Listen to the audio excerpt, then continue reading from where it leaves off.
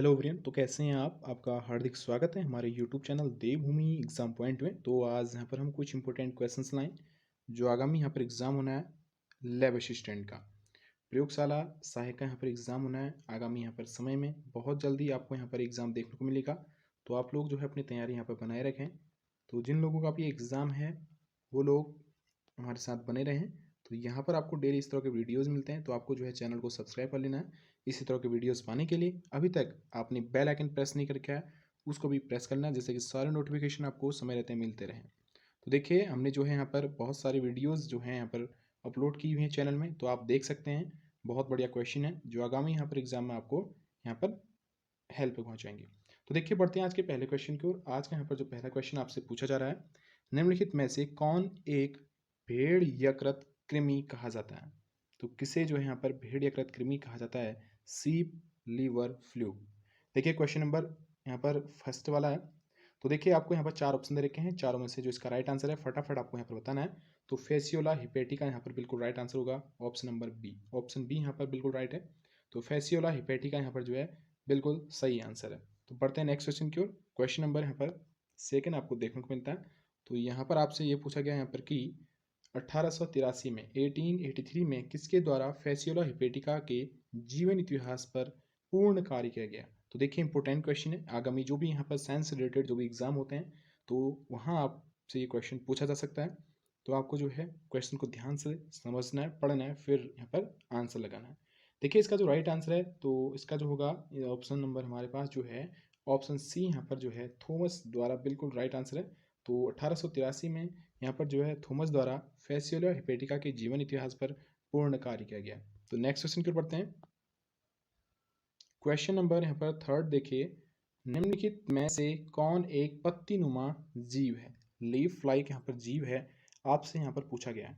Question number third, तो देखिए इन चारों में से इसका जो राइट आंसर है यहाँ पर डी वाला होगा, फेसियोला। तो इस तरह से आपसे जो है फेसियोला से संबंधित क्वेश्चन पूछे जा सकते हैं, तो याद रखना है। नेक्स्ट क्वेश्चन देखिए, यहाँ पर जो है विशेषकर हम इसी तरह के क्वेश्चन लाए हैं जो पूछे जा सकते हैं। यहाँ पर देखिए क्वेश्चन नंबर यहाँ पर 4 है, यानी कि 20 वाला नंबर का क्वेश्चन आपसे पूछता है फेसियोला हिपेटिका के दोनों शकर में कितने हुक होते हैं? तो इस तरह से यहाँ से जो है क्वेश्चन बन सकते हैं। तो फेसियोला हिपेटिका के दोनों शकर में कितने हुक होते हैं आपसे पूछा गया है। तो देखिए एक भी नहीं होता है, बिल्कुल राइट आंसर ऑप्शन डी होगा, option number D. Next question आपसे पूछता है लीवर फ्लू का शरीर बाहर से ढका रहता है, तो किससे ढका रहता है आपसे यहाँ पर पूछा गया। तो देखिए इसका जो राइट आंसर है ऑप्शन नंबर यहाँ पर जो 21 का सी वाला, इन दोनों के द्वारा, मतलब टेंगुमेंट और क्यूटिकल द्वारा जो है ये ढका रहता है। तो ऑप्शन नंबर हमारे पास सी वाला बिल्कुल राइट आंसर हो जाएगा। नेक्स्ट क्वेश्चन देखिए आपसे यहाँ पर पूछा गया है क्वेश्चन नंबर 22। तो देखिए यहाँ पर आपसे पूछा गया है कि फेसियोला अपना जीवन चक्र कितने पोषकों में पूरा करता है? तो इस तरह से जो है इससे क्वेश्चन बन सकते हैं, एक भी क्वेश्चन आपको यहाँ पर जो है छोड़ना नहीं है। तो देखिए इसका जो राइट आंसर है 22 का यहाँ पर जो बी वाला ऑप्शन है, दो। कितने फेसियोला अपना जीवन चक्र कितने पोषकों में पूरा करता है? दो में पूरा करता है। अब देखिए थोड़ा सा अगर आप समझें, फेसियोला हिपेटिका अपना जीवन चक्र दोस्तों दो पोषकों में पूरा करता है, जो कि आपको यहाँ पर आंसर यहाँ पर ऑप्शन में दिया है। और यह पोषक इंटरमीडिएट होस्ट तथा अंतिम होस्ट के रूप में ये होते हैं, आपको ये पता होना चाहिए।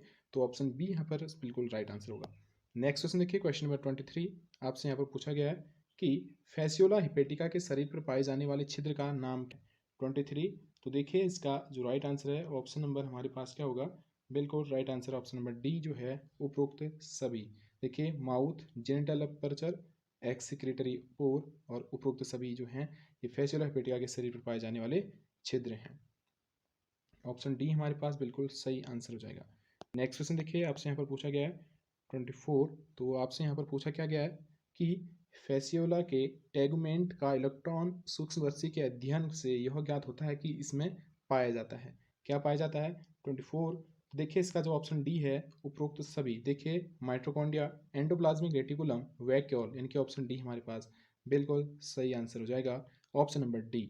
नेक्स्ट क्वेश्चन देखिए यहाँ पर आपसे पूछा गया है कि फेसियोला के टेगुमेंट में निम्नलिखित गुण पाए जाते हैं। तो 25 का ऑप्शन नंबर यहाँ पर आपको बताना है कौन सा सही है।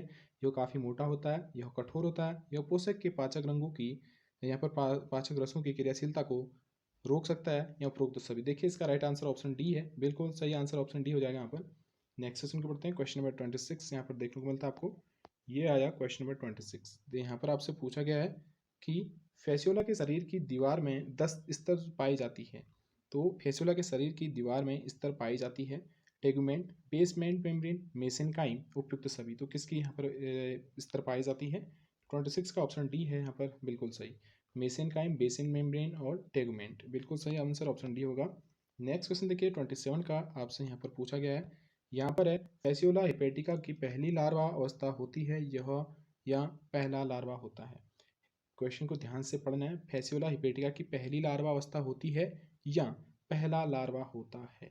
27 तो ऑप्शन ए देखिए आप, मिरासीडियम, बिल्कुल राइट आंसर ऑप्शन ए है, मिरासीडियम यहाँ पर बिल्कुल सही हो जाएगा। नेक्स्ट क्वेश्चन देखिए यहाँ पर आपसे पूछा गया 28 का। यहाँ पर है एमीबिएसिस को एक और नाम से जाना जाता है, वह नाम क्या है? एमीबिएसिस को एक और नाम से जाना जाता है, वह नाम क्या है?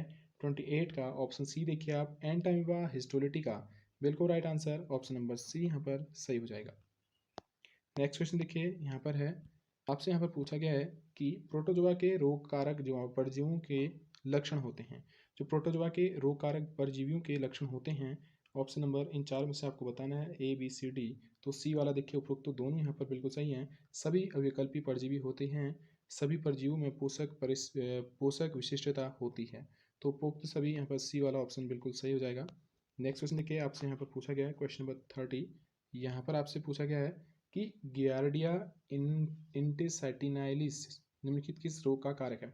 गियार्डिया इंटेस्टिनालिस निम्नलिखित में से किस रोग का कारक है? आपको यहाँ पर बताना है, क्वेश्चन नंबर 30। तो देखिए इसका जो राइट आंसर है डायरिया, बिल्कुल सही आंसर होगा option number A. Next question पढ़ते हैं। यहाँ पर है option number, question number 31, Entamoeba histolytica के लिए होस्ट होता है। देखिए इस तरह से क्वेश्चन बन रहा है, तो इसका राइट आंसर ऑप्शन डी है, इनमें से कोई नहीं।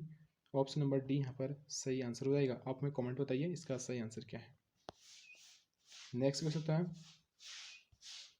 एमीबिक पेचिस के लिए मानक औषधि है। एमीबिक पेचिस के लिए मानक औषधि है 32। तो बी वाला ऑप्शन देखिए, एरिथ्रोमाइसिन यहाँ पर बिल्कुल सही आंसर हो जाएगा, एरिथ्रोमाइसिन। नेक्स्ट क्वेश्चन देखिए यहाँ पर है 33 वाला क्वेश्चन और आज का लास्ट क्वेश्चन है। यहाँ पर आपसे पूछा गया है, एंटामीबा हिस्टोलिटिका का एक मनुष्य से दूसरे मनुष्य में स्थानांतरण किसके द्वारा होता है? क्वेश्चन 33। तो ऑप्शन डी देखिए आप, टेट्रा न्यूक्लिएट सिस्ट द्वारा, बिल्कुल सही आंसर ऑप्शन डी हो जाएगा, ऑप्शन नंबर 33 का डी वाला। तो मिलते हैं दोस्तों, आज थे हमारे यहाँ पर कुछ इंपॉर्टेंट क्वेश्चंस जंतु विज्ञान से संबंधित, जो आगामी यहाँ पर एग्जाम होना है प्रयोगशाला सहायक का, उसके लिए बहुत ज़रूरी हैं। तो आपको जो है हमारे साथ बने रहना है। तो नेक्स्ट वीडियो मिलते हैं। तो अभी तक आपने चैनल सब्सक्राइब किया, चैनल को आप सब्सक्राइब कर लें बेल आइकन प्रेस करके, जिससे कि सारे नोटिफिकेशन आपको समय रहते मिलते रहें।